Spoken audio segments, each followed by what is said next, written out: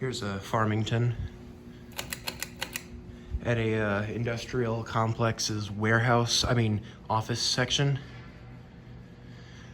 There's an Evergo or Dayton, I don't know what that is, in there, and that's probably what used to be here.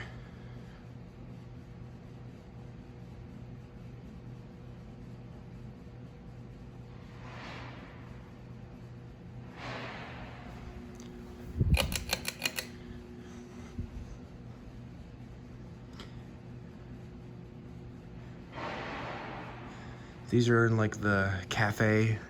See, there's like a kitchenette over there.